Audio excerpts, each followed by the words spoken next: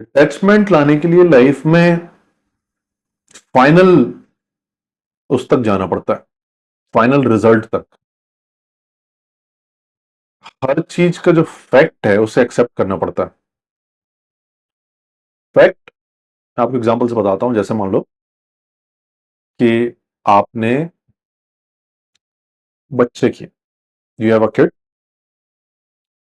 अब आपको पता है कि इस बच्चे ने जब ये पढ़ाई करेगा, कॉलेज में पहुंचेगा, हो सकता है शहर से दूर चला जाए, हो सकता है शादी कर ले, और हो सकता है कि बुढ़ापे में भी बाहर ही रहे क्योंकि उसका बाहर भविष्य अच्छा है। हो सकता है दूसरी कंट्री में चला जाए और बाहर चला जाए।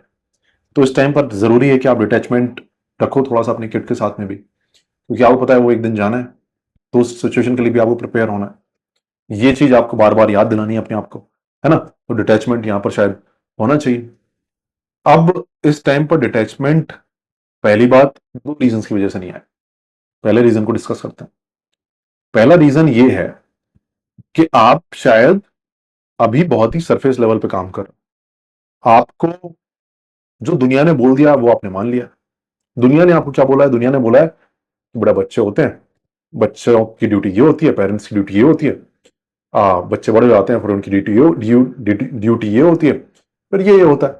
अगर आपने बच्चे पैदा किए हुए हैं तो उनका कम से कम ये रिस्पॉन्सिबिलिटी तो आपके लिए बनती है।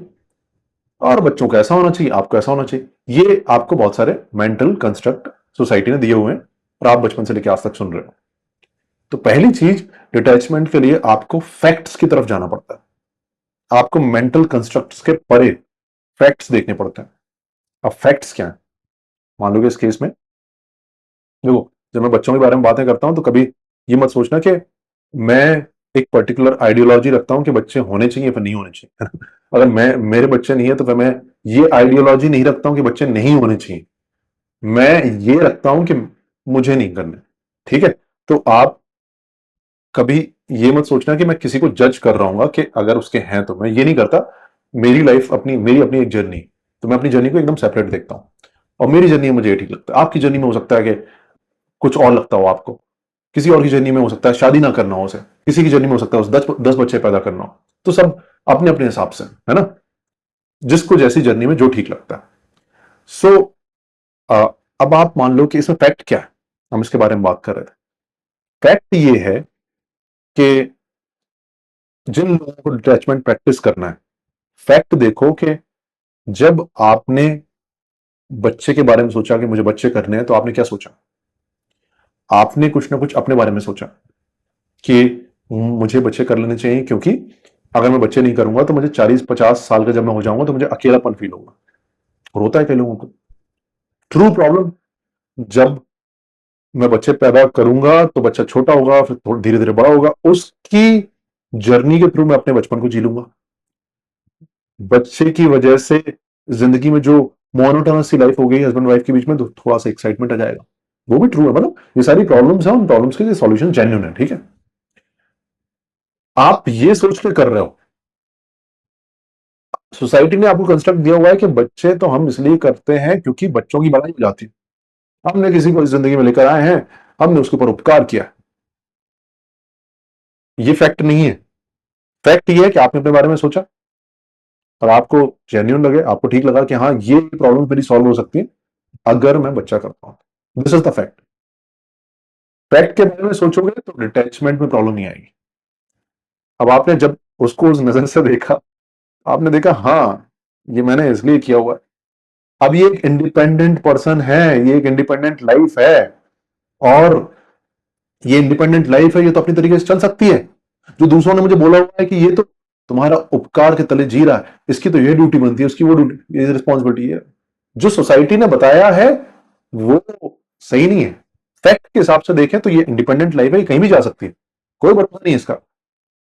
और वैसे भी हो सकता है कि मैं इसको इतना समझा पाऊं या फिर ना समझा पाऊं, ये तो स्कूल में रहेगा, ये इंस्टाग्राम के इन्फ्लुएंस में रहेगा, तो कहीं भी कुछ भी जा सकता है। तो मैं थोड़ा सा डिटैच करके रखता हूं कि दिस इज पॉसिबल कि ये बच्चा कल को मेरे साथ वैसा ना करे जैसा मैं सोच रहा हूं। ठीक है। तो वहां से डिटैचमेंट आता है फैक्ट्स के साथ में, फैक्ट्स को एक्सेप्ट करके। और दूसरा डिटैचमेंट आता है, अब दूसरा जो रीजन है वो इसी बात से रिलेटेड है कि आप फैक्ट्स को एक्सेप्ट नहीं करते। क्यों नहीं करते हो, जरा ध्यान सोचो। आप फैक्ट्स को एक्सेप्ट इसलिए नहीं कर पाते हो क्योंकि आपको डर लगता है। आप इस फैक्ट को एक्सेप्ट नहीं कर पा रहे हो कि एक दिन आप मर जाओगे। आप इस फैक्ट को एक्सेप्ट नहीं कर पा रहे हो कि कभी भी मर सकते हो, एक दिन छोड़ो, वो कल भी हो सकता है, वो अभी भी हो सकता है, वो परसों भी हो सकता है, वो 1 साल बाद, 5 साल बाद भी हो सकता है। आप इस फैक्ट को एक्सेप्ट नहीं कर पा रहे हो कि आपके फैमिली के मेंबर्स के साथ में भी हो सकता है। आप इस फैक्ट को एक्सेप्ट नहीं कर पा रहे हो कि आप पूरी जिंदगी पर ऐसा निकल जाए कि आप कोई चीज ट्राई करते रहो और आप उसमें सक्सेसफुल ना हो, बिकॉज मेहनत आपने कर ली लेकिन लक साथ नहीं दे रहा आपका। बहुत सारे ऐसे फैक्ट हैं जो आपकी जिंदगी में हो सकते हैं, आप उनके एक्सेप्ट नहीं कर पा रहे हो क्योंकि आपको डर लगता है ये सब होने से। तो आप डर किस चीज से रहे हो? आप डर रहे हो कहीं आपके साथ में कुछ गलत ना हो जाए। क्या गलत ना हो जाए? कहीं बेसिकली आप सही तरीके से सर्वाइव कर पाओ या फिर ना कर पाओ। कहीं आप ये गरीबी वाली जिंदगी निकालते रह जाओ। कहीं आप जो सोच रहे हो वो ना कर पाओ। वो सारी चीजों से आपको डर लगता है। मतलब आप लाइफ की रैंडमनेस को एक्सेप्ट नहीं कर पा रहे हो। आप ये मान ही नहीं पा रहे हो कि कुछ भी हो सकता है। आप ये मान ही नहीं पा रहे हो कि ऐसा, क्योंकि आपने काइंड ऑफ मौत को एक्सेप्ट नहीं किया। सीधी सी बात, प्लेन शब्दों में मैं आपको बताऊं, आप इसको एक्सेप्ट नहीं कर पा रहे। तो जिस दिन आप ये फैक्ट देख लोगे, कभी भी कुछ भी हो सकता है यार, यही है दुनिया। आप वो मेंटल कंस्ट्रक्ट जो लोगों ने बनाए हुए, सोसाइटी ने बनाया हुआ, उनसे परे हो जाओगे और फैक्ट देखने लग जाओगे। फैक्ट को उस तरह से देखोगे, हाँ कुछ भी हो सकता है, ये फैक्ट है, ये सच्चाई है, आज नहीं तो कल इसको एक्सेप्ट कर लेता हूँ। आपको शुरू में वो फेज आएगा जब आपको लगेगा कि ये क्या हो रहा है यार, तो ये तो बहुत गलत हो रहा है, ये दुनिया ऐसी है और वैसा है, ये है वैसा है। आपके दिमाग में बहुत 50 तरह के ख्याल आएंगे, लेकिन एट द एंड क्या होगा, आप कंफर्टेबल होने लग जाओगे इस फैक्ट के साथ में।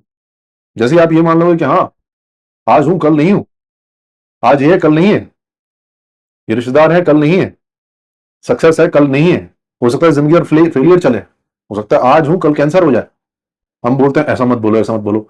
यही फैक्ट है। जिस दिन आप इनको थोड़ा सा मान लोगे, देख लोगे सच्चाई को इस दुनिया की, उस दिन आप डिटैचमेंट फील करने लग जाओगे, क्योंकि आपको दिखने लग जाएगा कि जो सब कुछ आप सोच रहे हो, ये मेरा, ये मेरा, ये मेरा, ये मेरा, ये मेरा, ये मेरा, वो हो सकता है कल ना हो।